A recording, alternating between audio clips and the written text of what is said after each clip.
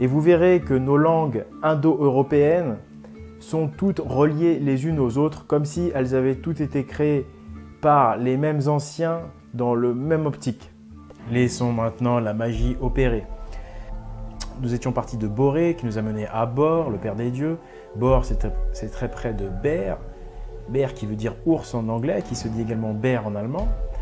Bor, born, avec un N, ça veut dire to be born, être né. Donc la naissance, born.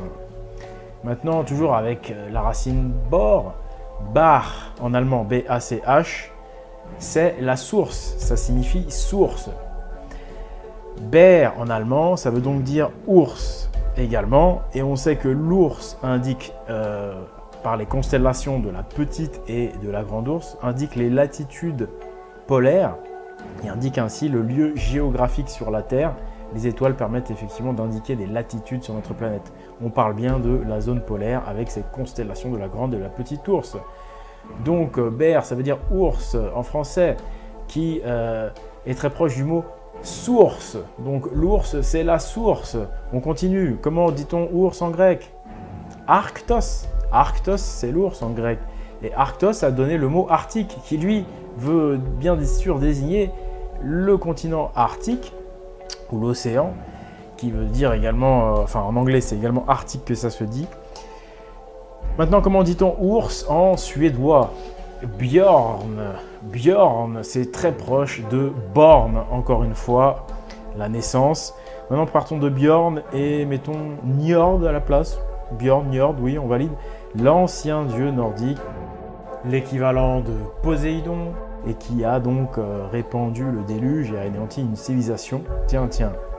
Njord, c'est très proche du mot français Nord.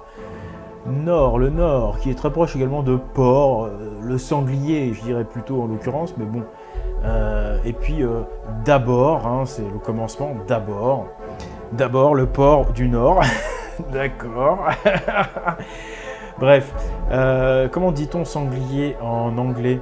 Boar, je ne sais pas trop comment ça se prononce, B-O-A-R, le sanglier. C'est encore une fois très proche de boar.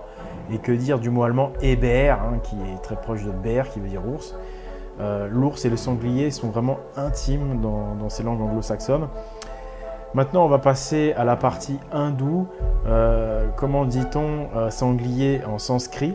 Eh bien, ça se dit bara. C'est très proche, encore une fois, de bord, bara. Sauf que c'est avec un V parce que ça se prononce à l'espagnol. Et voilà. Ensuite, comment dit-on alors oui, le bara en sanskrit indique à la fois la terre du sanglier et le sanglier lui-même. Ça, c'est René Guénon qui le dit, qui l'atteste. Le bara désigne la terre du sanglier. Et comment dit-on donc sanglier en français, à part sanglier? C'est vera. Et oui, donc très proche de bara vara, si vous voulez, avec le V à la française, vera. Vera est un synonyme de sanglier. Maintenant, on passe à la mythologie indo-iranienne avec le fameux Vara qui veut dire enclos, enclos ou arche. Alors, je cite la mythologie indo-iranienne, les Avestas. Yima a demandé à construire un Vara, un enclos, car il a été averti que le paradis des Iraniens va être anéanti par une glaciation. Voilà. Donc ça, c'est texto la mythologie iranienne. Traduisons donc. Nous sommes passés de l'ours au sanglier. Que s'est-il passé? René Guénon nous dit que la terre de l'ours, Hyperborée, c'est l'ancienne terre du sanglier. C'est-à-dire qu'avant, Hyperborée s'appelait la terre du sanglier, puis c'est devenu la terre de l'ours. Quoi de plus logique, puisqu'à l'époque tempérée, il devait y avoir des sangliers. À l'époque glaciaire, seuls les ours peuvent encore y subsister. Il faut savoir également qu'en hébreu, les Hébreux appelaient les constellations de la grande ours et de la petite ours les constellations du sanglier. Et oui.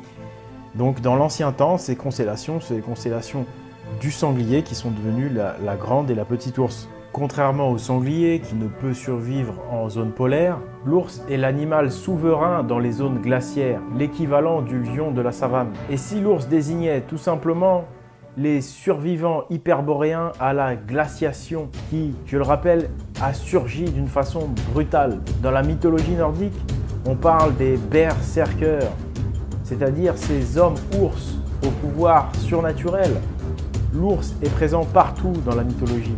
Une vieille légende slave raconte que les ours ont pris pour épouse les femmes des hommes et que leur progéniture était de véritables demi-dieux. Les fils des ours seraient donc les descendants des rescapés de la glaciation et du cataclysme d'Hyperborée, les fils de Bor. Mais ils n'oublieront jamais Borée, leur paradis perdu, l'ancienne terre du sanglier.